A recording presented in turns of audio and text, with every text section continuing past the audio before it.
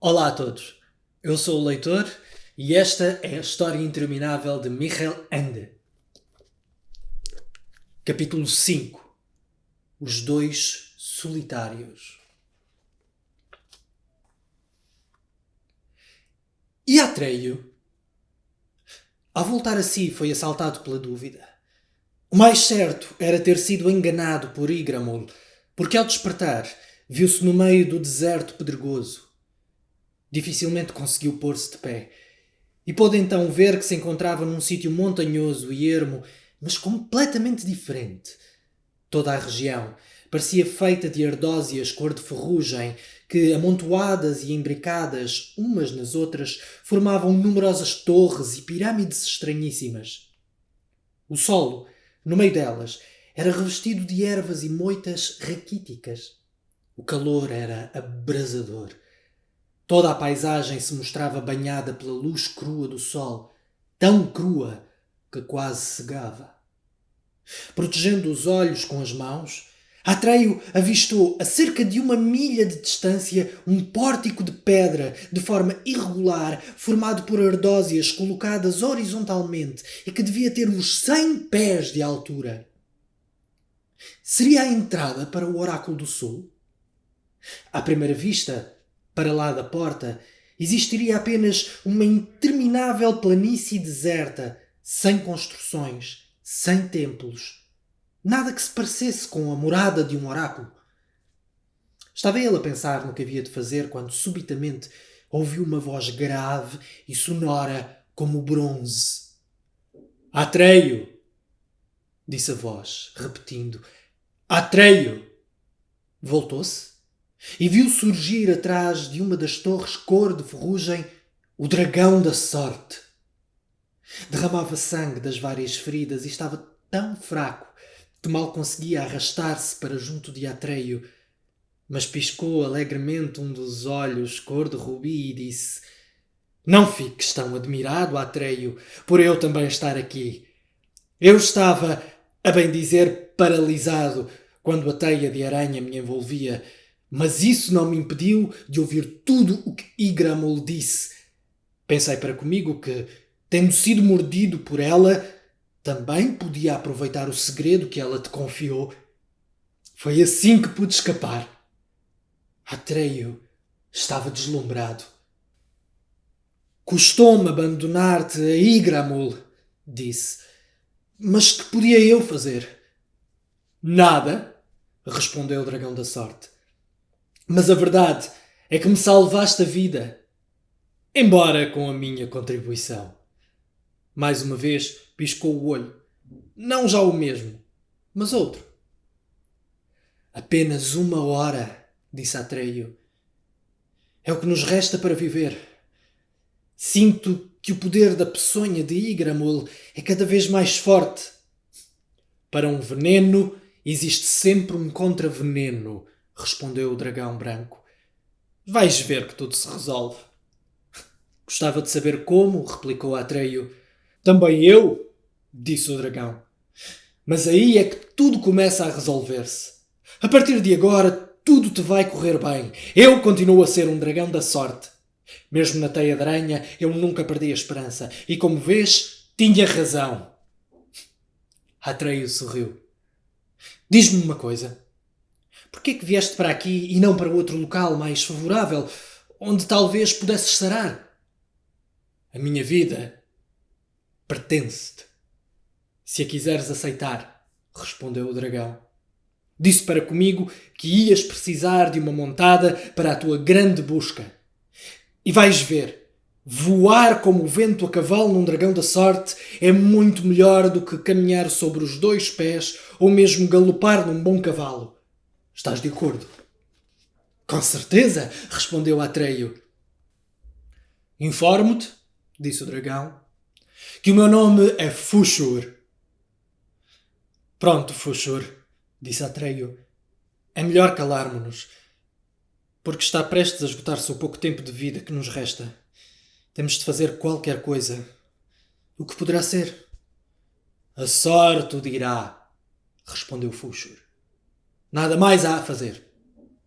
Atreio não ouviu. Tinha desfalecido e jazia inerte, envolto nas fofas roscas do corpo do dragão. A peçonha de Igramul ia fazendo efeito. Quando, sabe-se lá ao fim de quanto tempo, Atreio abriu os olhos, só viu debruçado sobre ele um rosto estranhíssimo. Era a cara mais engelhada e mais enrugada que já tinha visto. Uma cara do tamanho do seu punho. Uma cara castanho escura, como uma maçã assada, com uns olhos brilhantes como estrelas. No cocuruto da cabeça tinha uma espécie de chapéu de folhas secas. Atreio sentiu depois que lhe aproximavam dos lábios um recipiente cheio de bebida. Um bom remédio! Um ótimo remédio! Murmuravam aqueles pequenos lábios cheios de rugas no meio do rosto engelhado. Bebe, meu filho, bebe! Faz-te bem! Atreio molhou os lábios. A bebida tinha um gosto especial, um gosto açucarado e ácido. Como é que está o dragão branco? Articulou a custo. Está melhorzinho, respondeu a voz sussurrante. Não te preocupes com ele, pequeno. Vai sarar. E tu também. O pior já passou. Mas tens de beber tudo. Vá! Atreio bebeu mais um golo e tornou a cair num sono profundo, mas reparador da convalescença. O relógio da torre deu 2 pancadas. Bastian não podia aguentar mais. Tinha de ir urgentemente à casa de banho. Há já bastante tempo que devia ter ido, mas não conseguia deixar de ler. Além disso, receava descer à escola.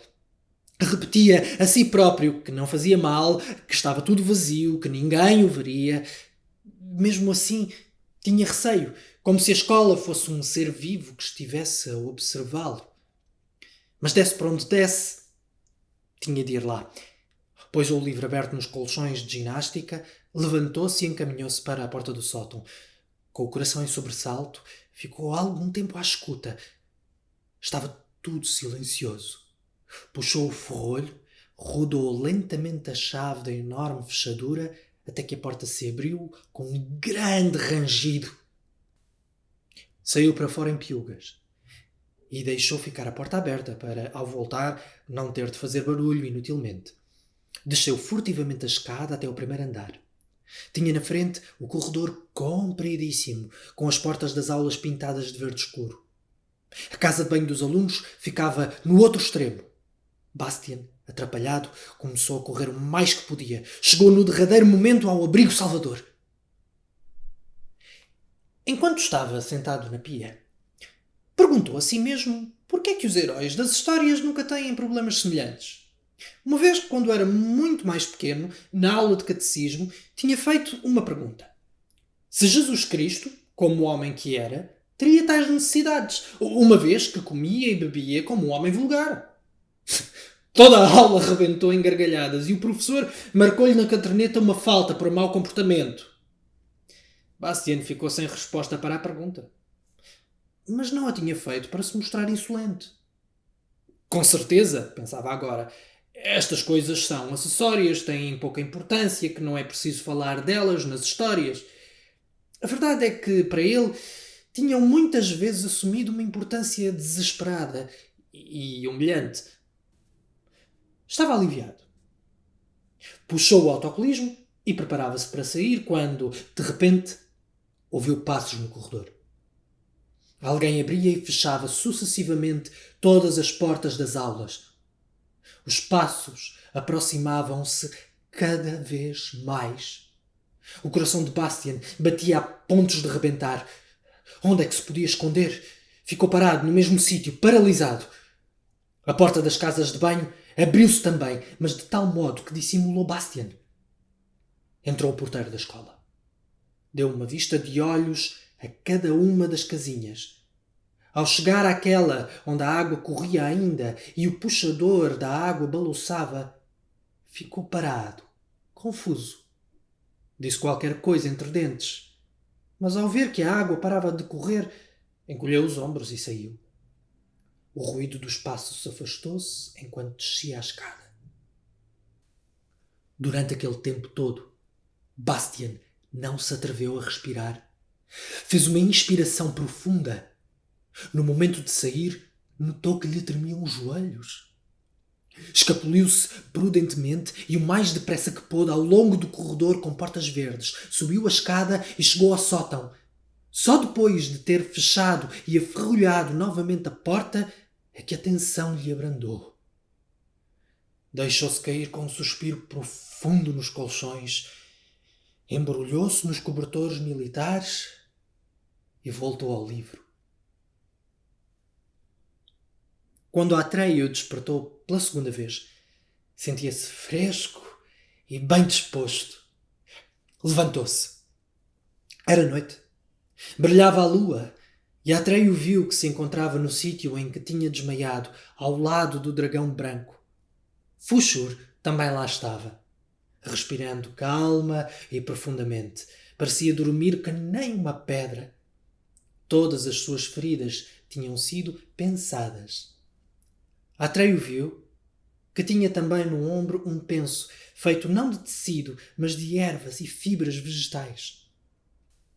A alguns passos de distância havia uma pequena gruta aberta na rocha, de cuja abertura vinha uma luz coada.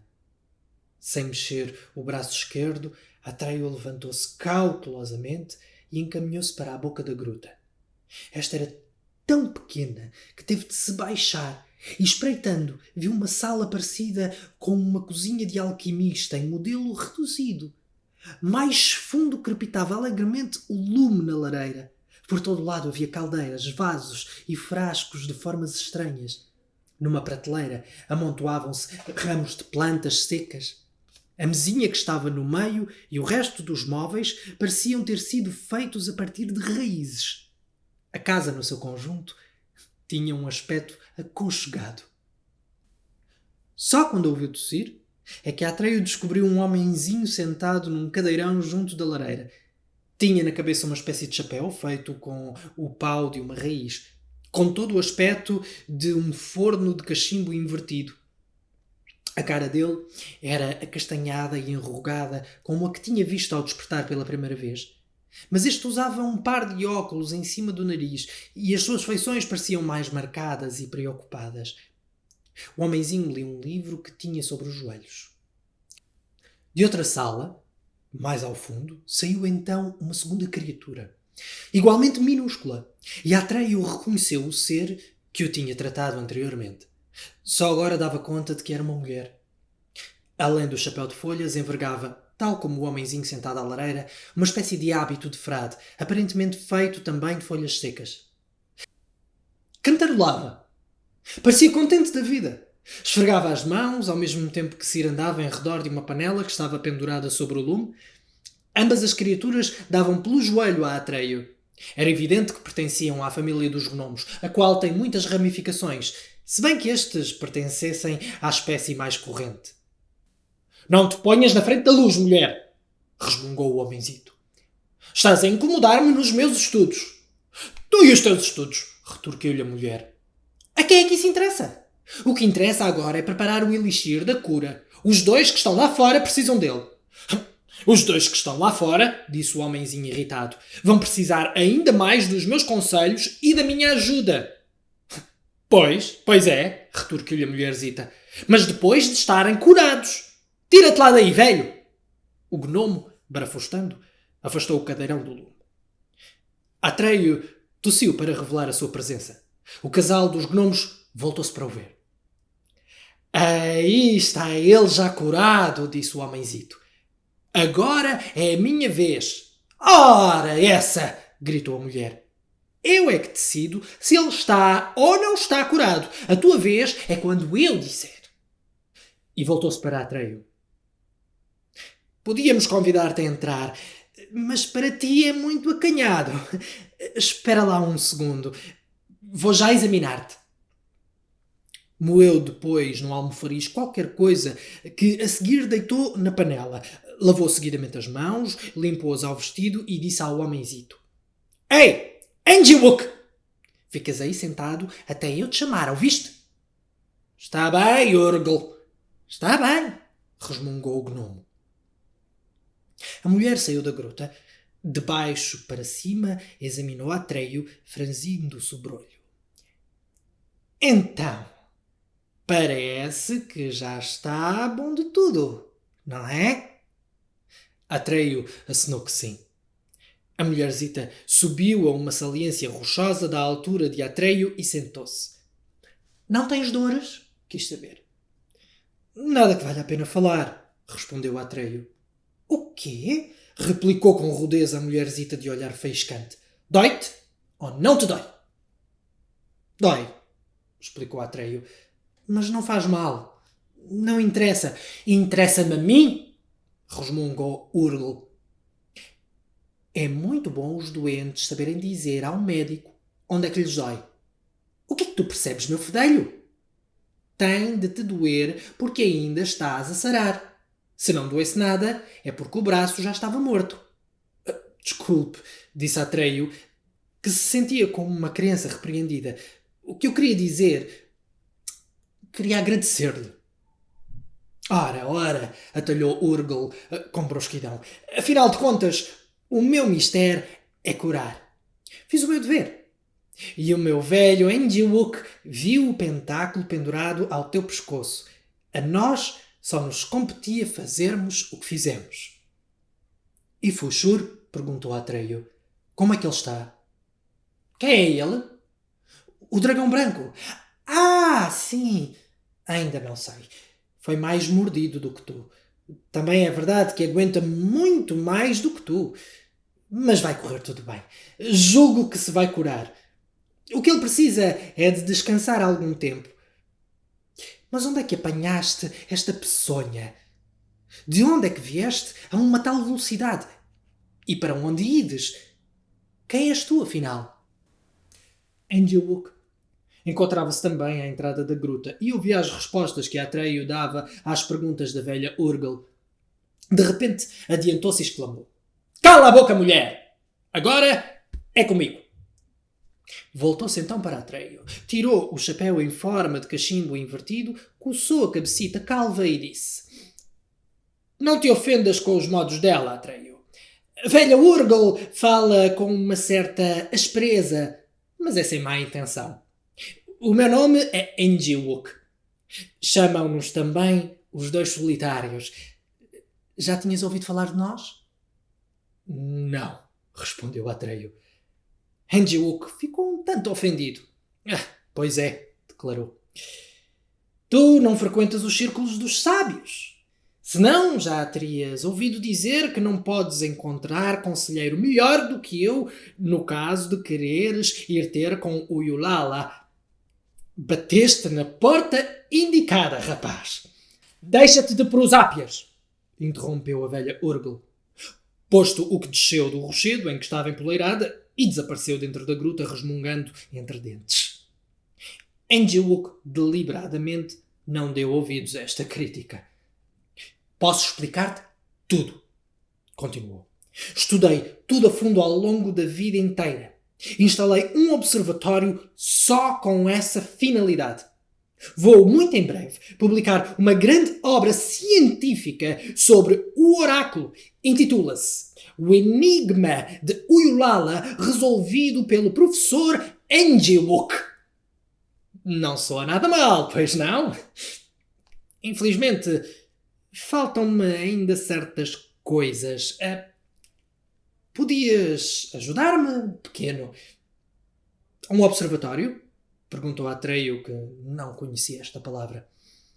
Endiwook, com um orgulho espelhado no olhar, confirmou.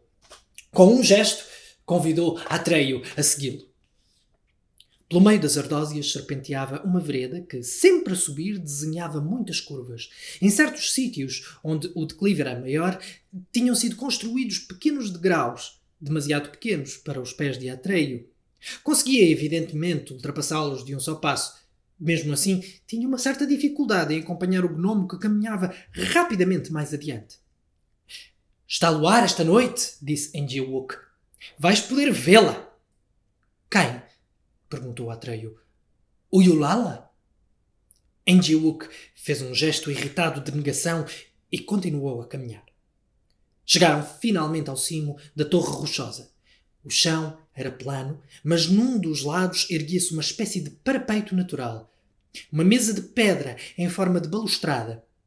Diante desta placa rochosa havia um buraco manifestamente aberto com ferramentas. No buraco estava instalado um pequeno telescópio sobre um suporte feito com um tronco.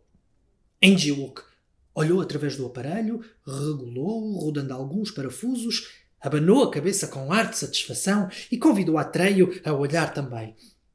Este assim fez. Mas para isso teve de se deitar e de se apoiar nos cotovelos para ficar com os olhos ao nível do telescópio. Estava assestado no pórtico de pedra e em primeiro plano via-se a parte inferior do pilar direito. Ao lado deste pilar, Atreio pôde ver sentada e perfeitamente imóvel, à luz do luar, uma enorme esfinge. As patas da frente, com garras em que se apoiava, eram de leão. A parte inferior do corpo era de touro. Tinha nos costados fortíssimas asas de águia e o rosto era humano. Pelo menos no aspecto, porque era pouco humana na expressão. Era difícil determinar se o rosto sorria, se refletia uma insondável tristeza ou uma indiferença absoluta. Atreio, depois de a ter observado durante uns momentos, teve a impressão de adivinhar naquele rosto abismos de maldade e crueldade. Mas depressa retificou esta impressão, concluindo que era afinal uma expressão de serenidade total. Não queiras perceber tudo, disse-lhe a voz do gnomo. Não irás longe. Acontece o mesmo a todos, até a mim. Passei a vida a observar e não logrei esclarecer o mistério. Passemos à outra. Rodou um parafuso e a imagem avançou para a cúpula atrás da qual se estendia a vasta planície deserta. E logo a seguir foi o pilar esquerdo da porta que entrou no campo de visão de Atreio. Nele estava sentada, na mesma posição, uma segunda esfinge. O seu corpo imponente, extremamente pálido, reluzia como prata líquida ao luar. Parecia olhar fixamente para a primeira esfinge que, por seu lado, imóvel, a fitava. São estátuas? Perguntou Atreio em voz baixa, sem conseguir desviar o olhar. Ah, não! Respondeu Enjiwook com um riso abafado. São esfinges verdadeiras, vivas, vivíssimas. Mas para começar, já viste o suficiente. Vamos descer, eu te explicarei tudo. Colocou a mão em frente do telescópio e Atreio deixou de poder ver. A descida foi em silêncio. E termina assim o capítulo 5 da História Interminável. Não perca o próximo capítulo. Até à próxima página.